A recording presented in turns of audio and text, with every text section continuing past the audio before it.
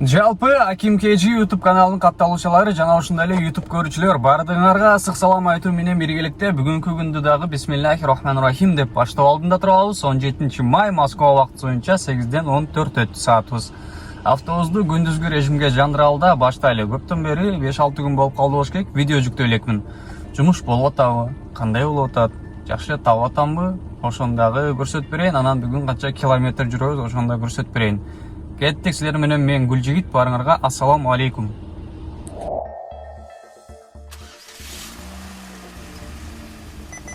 Биринчиден буга чейинки километражды обновлять этелим, мынакей 0 кылабыз.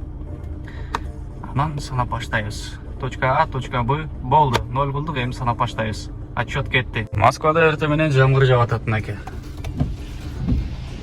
Акырын жамгыр сөйлөп атат. Бизде болсо коэффициенттер жанып өзүнчө эле 3-4кө чейин жанып, мындай бир синий зоналарда жанып калыптыр. Синий зона деген жаңы чыгып аткандар үчүн бир аз айта кетейин, мынакей 570 деп турат. Буну бассак саатыбыз канчага чейин экен? 8ден 19 өткөнгө чейин. Менде да 4 минут убактым бар экен, 8ден 19 өткөнгө чейин жетишип калат экен.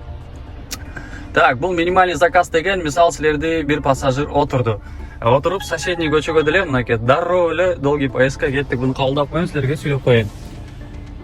Пассажир отуруп туруп заказ берип туруп соседний көчөгө бир мисалы 3-4 минуталык поездка болсо деле пассажир үчүн 150 рубль болсо, 150-170 рубль болсо, калган 570ке чейин толуктап Яндекс өзү толуктап берет. Ушундай минимальный заказдар 570тен башталат да. Ушундай зоналары жанганда черти менен. Так, көрөлү. Биринчи заказды алдык. Баштайлы. Ийгилик кылып койгула, баштадык буюрса. 1 саат 10 минут көрсөтүп аткан жерден 1 саат 19 минут болуп кетти. Пробкалар менен болуп атып, мынакей 1994 рубль болду. Кийинки заказды күтөлөм. Так, кийинки заказ 300 рублей. Так, оценим наши соотечественники. Мекендештерди алып келдим. Ойго. Демонтаж кылып иштешет экен. Кийинки заказды күтөбүз. Комментарийлердин бардыгын окуп атам, ар бирине колдон келишинче жооп бергенге аракет кылып атам. Колдоолорду да окуп атам, колдоолор өзгөчө көп болуп атат. Баарыңарга Аллахым ыраазы болсун. Өтө сонун колдоо болуп атат. Мотивация, дем күч өтө сонун болуп атат. Буюрса YouTube каналымды жакшы өнүктүрүп, аябай сонун контент жаратканга аракет кылып атам. Идеялар пайда болуп атат, жакшы ойлонуп атам. Анан суроолор дагы көпчүлүк суроолор окшош болуп атат. Мен ар бир видеороликтин аягында эсеп кылып чыгарып берип атам. Арендага, бензинге, тамак ашка канча акча кетти, канча акча чөнтөккө калды. Ошондо көпчүлүк сурап атат. Комиссияң, парктын комиссиясы кымбат экен. Аренда 1600 кымбат экен. Канча аренда депчи? Ошого айта кетейин. Мынакей, аренда 1600 рубль плюс 10 000 рубль депозит бар мендечи. 10 000 рубльду күнүнө 200 рубльдан бөлүп койгом. Ошондо 1800 төлөйм. 1000 рубль бензин куям. Анан парктын комиссиясы 5%. Ооба, көп. Башка парктан машина албайсыңбы? Выкупка машина албайсыңбы деп жазып атышат.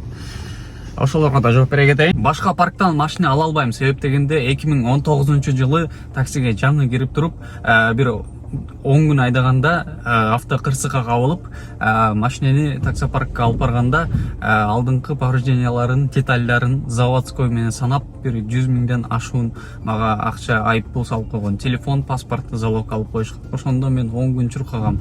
Болгон тааныштарымды, болгон связьдарын подключать эттим, болгон акчаларымды жыйнадым, бирок баары бир бүткөн жок ал маселе.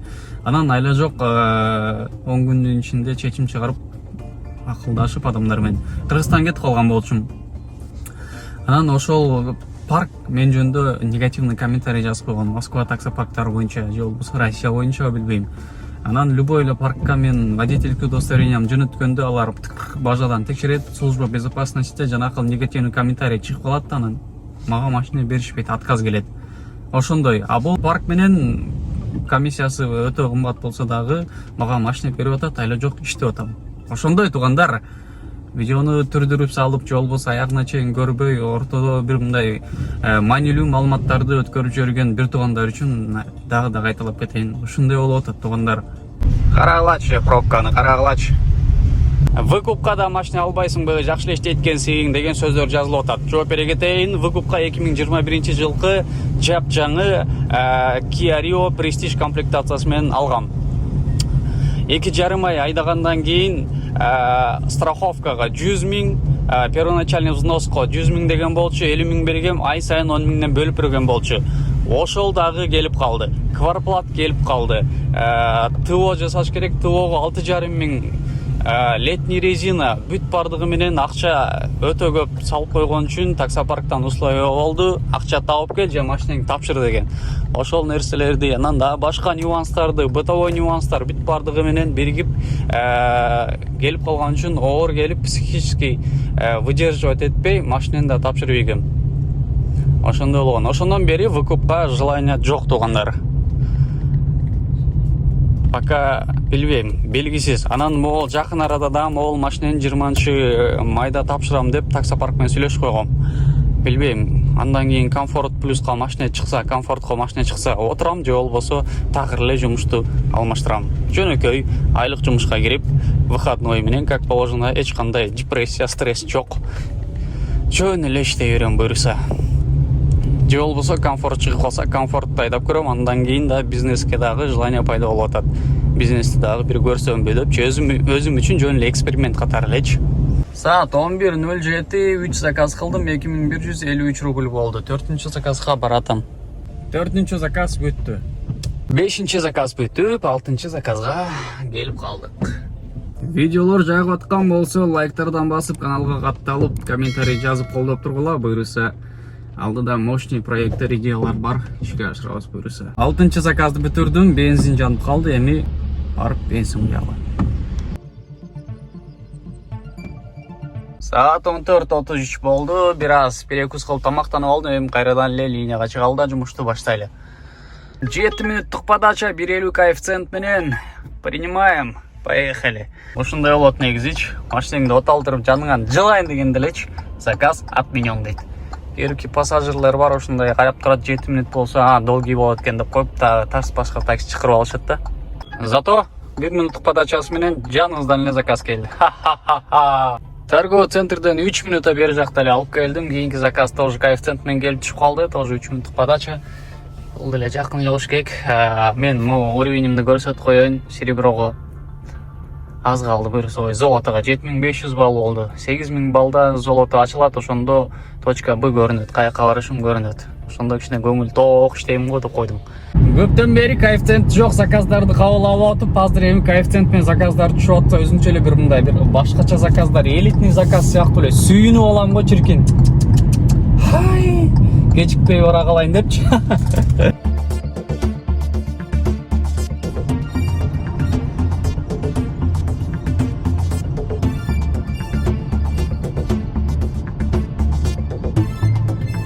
Он 56, 10 заказ 4286 рубль. Долгопрудный, да? Лихачевский проезде жүрөм. Азыр эми проводник жакын жерге эле жөнөттү, буюрса ошол жерге барайын, анан дагы сонун заказдардан берсин мага. Кыскасы, Долгопрудныйдан станция метро Ховринаға чейин бир заказ алдым эле. Ховринаға жетейин дегенде заказ түшүп калды. Долгая поездка Люберцага деп туруп. Хорошо, коэффициент менен болчу. Принимать этип туруп, антиги заказда бир примерно 200 метр калганда бул аял, артындагы аял пассажирге айтып атат. Мы с вами дальше поедем, это мой заказ депчи. Анан да ладно. Интересно так дедим, анан хорошо, здесь тогда остановлюсь, завершу заказ и дальше поехали. Ну да, давайте так дейм. Анан метро менен баргысы келбей калыптыр үйгөчү. Хорошо дедим, тарс заправкадарга кирип туруп эле завершать эттим, ага 220 рубль наличие берди, то есть 250 рубль. Анан дальше мы Люберцага келдик азыр. Саат 18:34 болду. 12 заказга 5318 рубль иштедик. Эми саатыбыз 18:35 болду деп айтып аттым, Домой деп басабыз. Домой. Амай, 103 минут, 58 километр, 58,5 километр, 103 минут дейт. Эми домойду бергенче 6000ден ашып калат буюрсачы. Домойго да заказ берет да. Домойду күйгүз койгон жерден бир заказ кылдым, анан үйдү көздөй баратам. Негизи мен постоянно домойду күйгүз койгондо, ошол күйгүзгөн жеринде туруп, сөзсүз заказ чыкса анан алып, заказ жеткирип, ошол жерде дагы күтүп, үйгө жеткенче кыскасы только заказ менен барат болчумун да, принципиально. Бунусунда тарс эле үйдү көздөй баратам. Анан штраф боюнча өткөндө жазып атышты, штрафтарды эсептебедим го брат депчи. Кече 13 май күнү 2 штраф төлөдүм. 530 рубль бирөөсү, бирөөсү 280 рубль. жөн эле 250, анан 500 рубль болуш керек эле. Таксопарк менден баланстан 530 рубль, 280 рубль кылып, 30 рубльдан ар бир штрафтан кошуп снимать этип атат, списывать этип атат. Анан неге андай деп байланышсам, таксопарк айтты, ал бизге тиешеси жок дейт. Ошол сенин штрафыңды изилдеп тапкан программа өзү 30 рубль комиссия алат автоматтык түрдө. Бизге эч кандай тиешеси жок деп койду. Анан до конца спорлошкон жокмун. Хорошо деп унчукпай эле койдум. Анан буну дагы билгендер болсо комментарийге жаза кеткиле. Балким мени лоховать этип атышат. Балким бул чын. Ошондой 2 штраф. Анан бүгүн дагы бир штраф төлөдүм, дагы да ошол 530 рубльдук штраф. Бул 530, билбейм, постановлениеде карасам, поворот налево или же разворот дейт. Бир-эки жерден, тура эмес жерден разворот кылган, ал эсимде да. Ошондой, калган 250 ал майдалар, разметкалар боюнча. Ошондой штрафтар дагы бар. Саат кечки 8ден 12 өттү.